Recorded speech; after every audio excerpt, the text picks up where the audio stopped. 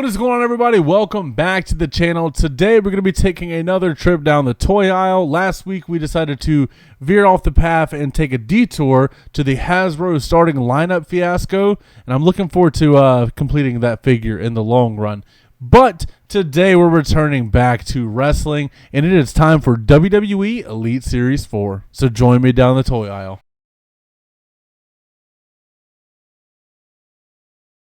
Alright, so for the very first figure of WWE Elite Series 4, we have the Big Show, which was a first time in the line for the Elite line. We got a basic of him, we got him in a battle pack, as you guys have seen. Well, now we have an Elite. This is based off his appearance July 26th, 2009 at Night of Champions. And I was not watching wrestling during this period. So the blue singlet, it doesn't make much sense to me, but maybe that's just me. I don't like the head scan here. It looks like Big Show, but I don't picture like this facial hair when I think of Big Show. It's not what comes to mind by any means. It's a cloth singlet though, which is surprising at the time. It really is, considering oh man, we got a cloth singlet with him, Jack Swagger, and then Ultimate Edition Kurt Angle. Like, it's very, very rare that we get a cloth singlet from Mattel. But it looks cool, but it also looks kind of weird. I don't know why they're posing him kind of like squatting.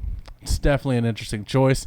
But it is a Big Show figure. Now, I don't think this Big Show is that good, to be honest. If you wait a few series, there's actually a really good Big Show Elite that was pretty desirable for many years, mainly because of the accessory, but it was also a pretty good figure. But Series 4 is not off to a hot start by any stretch of the imagination. It definitely is a rough time, but you finally got Big Show in Elite form. And I don't know. Ooh, that's something I would like to know. Is the singlet painted on underneath the cloth accessory? Let me go take a look at eBay real quick, find out. And as you guys see, the singlet is not painted underneath, which is definitely nightmare fuel. This is definitely a Big Show figure that I do not want. Let's get back to the list. Up next in the Elite collection, we have our first Chris Jericho in the Elite line. This is from Unforgiven 2008. This is the Blue Trunks variant. There are two variants in this wave, believe it or not. So we're going to take a look at all of them. I like this head scan a lot better than the one we saw. I believe it was on a basic. This head scan's pretty good, honestly. I've always hated these knee pads. They allow for little to no mobility whatsoever. The kick pads are great. It says "Save Us" on both of them. The tights are not, or the trunks are nice. I do wish we would have gotten an Elite in the long pants, like from his 2008 return. 2008, 2008, maybe. One or the other. When he returned. And then it does have the Save Me on the back of the trunks. But let's go look at the variant real fast. And here's the one that I honestly prefer. This is the purple trunks. This is from No Mercy 2008. And it has the exact same thing, except instead of blue, it is purple. Has the Save Me on the kick pads, Save Me on the trunks. And did I say it had Save Us written on the blue? Let's go double check.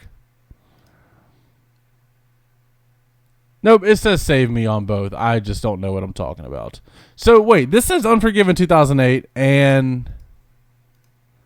Okay, yeah, this says No Mercy. Two different pay-per-views. Actually pretty cool, the fact that they did this. This was a pretty cool little variant early in the line. It wasn't advertised. It was something that was kind of slipped in there. Not that bad, not that bad. Let's go on to the next figure in the wave. And then an Elite that stands the test of time. We have never gotten another Elite of this guy in the 15-year run of Mattel. We have Finlay. This is from WrestleMania 25 from 2009. It comes with the half shoulder pad, half jacket, which is nice. It comes with a shillelagh. If I'm not mistaken, it's the only way to get a shillelagh in the Mattel line. Maybe there was a basic or a battle pack that had it, but this figure is great. I don't like this head scan for Finlay. It doesn't capture it entirely. And I really would like to see Mattel attempt to make another one of him, especially with updated parts. They had limited body molds at the time, and they definitely have more options now. I would love to see an upgraded version of this. Also, when I think of Finlay, I don't think of him with the purple accents by any stretch of the imagination. I only think of him in like black, white, and green. So that is interesting, but this figure is really good. I would love to see modern day parts used on him because I think they would knock it out of the park. It's a shame we didn't get Finlay in the Ruthless Aggression line, and I hate that it only ended after 6 series. Up next in the wave is John Morrison, which is a really, really good Elite figure. Matter of fact, I would say this is John Morrison's best Elite figure that has ever been released. Only one that would compare to it would be the modern day Morrison that was released in like the Elite 70 something era, or maybe even 80. It was really good figure. It just had loose legs, but it looked good, and it worked in nice on my Lucha Underground shelf. But this is one of the variants as well. This was the one that was not as accessible. This is the maroon robe on the attire. We'll look at it better in the other pictures, but I love the dark red here as opposed to the one that was like mass produced. This is from Judgment Day 2009. It's a really good figure. Let's see if we can get an up-close look at that head scan of those accessories. With taking a look at the bright red version that we would actually see more so. This says Judgment Day 2009, which I think is what the other one said as well.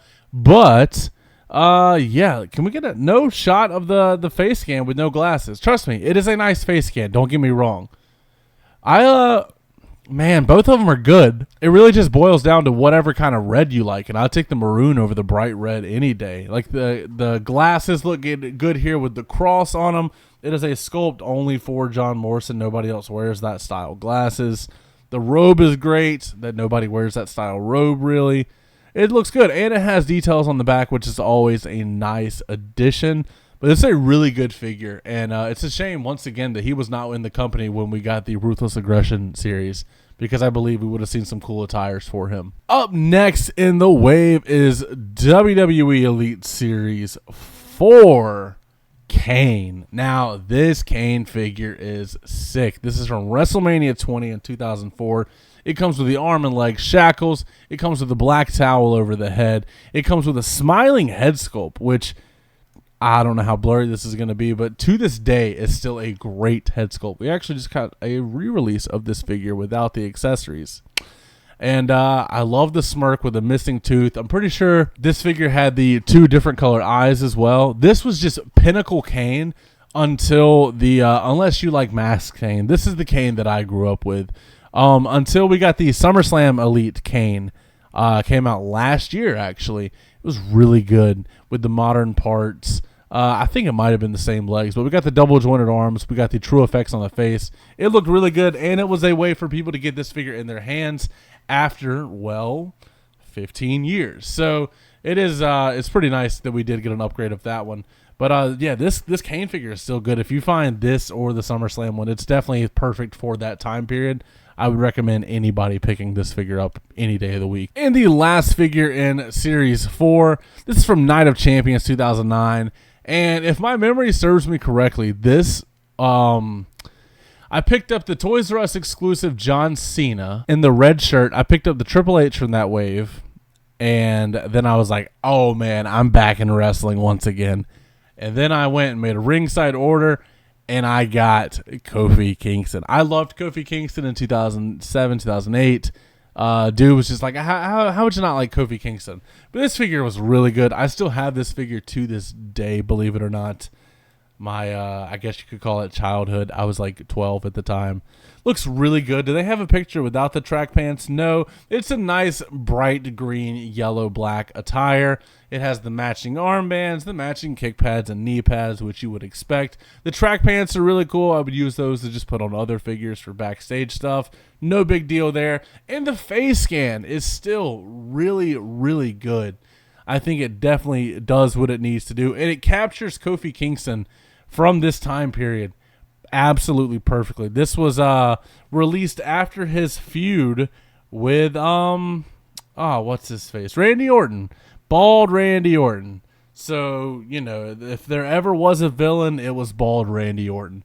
But that is WWE Elite Series 4. I definitely want to know what you guys think down in the comments below. I think it was a pretty strong set. You do have Big Show, which this one kind of sucks. Finlay, a nice lower mid-card guy. You have Chris Jericho, who could main event any day of the week. John Morrison, another reliable mid-card guy. Same with Kofi Kingston. And then you have a future Hall of Famer in Kane. Is he a Hall of Famer at this point? I don't think so. But a really decent wave. Once again, early days Mattel was really insane. But that is going to be it for today's video. Thanks for joining me down the toy aisle. As always, don't forget to like, comment, subscribe. And last but not least, take it easy.